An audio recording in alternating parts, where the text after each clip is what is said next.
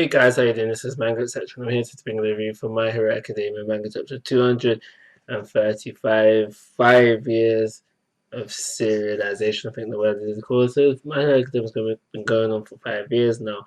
Well, that's not what this video is about. This video is about to talk about what happened within the chapter. And now, which chapter and the backstory, the flashback, just so we can develop or give more depth to Shiggy's character.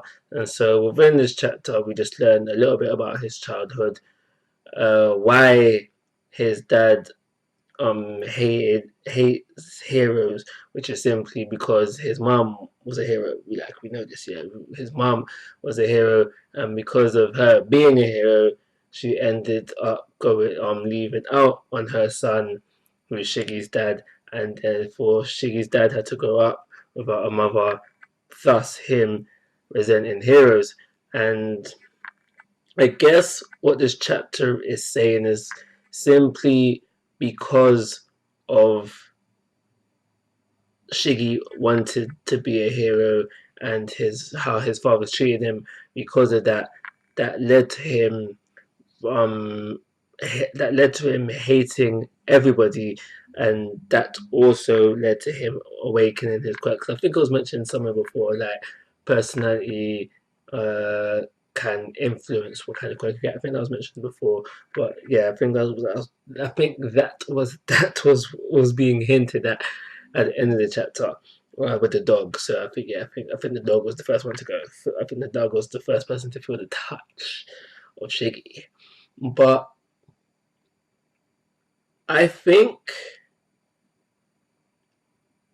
where there is a problem with Shiggy and his backstory is simply because how Shiggy is being portrayed. Some people might find it boring or meh, or just straight up BS, or just straight out utter rubbish, utter BS.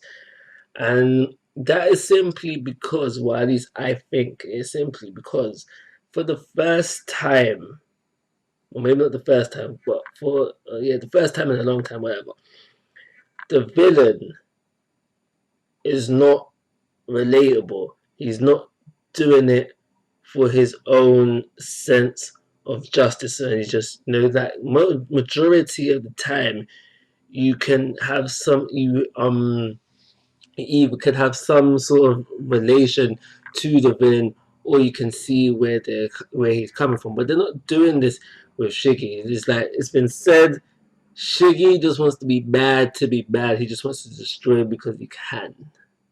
He can because he wants it, because he chooses so.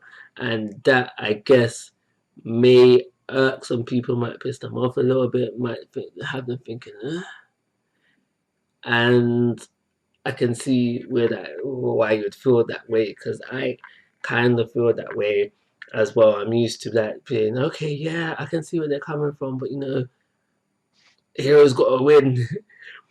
But yeah, I can see where you're coming from, and that is essentially everything I got to say about this chapter. Shiggy is not a bad villain because he doesn't have the tragic, well, okay, it's kind of tragic. He killed his own family, but he doesn't have a very complex reason, or he doesn't have the dark justice, as you call it, and that might pee off some people a little bit, and I can understand why you'd feel that way, but that don't make him a bad villain. What makes him a bad villain is how far he comes, like how much of a failure to his actual purpose he doesn't come. If he kills a lot of heroes on the way, that's a win. If he almost destroys the world, that's a win. That's the stuff. That's the way we should be gauging if Shiggy is a good villain overall, because he is the end all be all. So yeah, don't call him a bad villain because of his backstory. Let's see what he does later on down the line.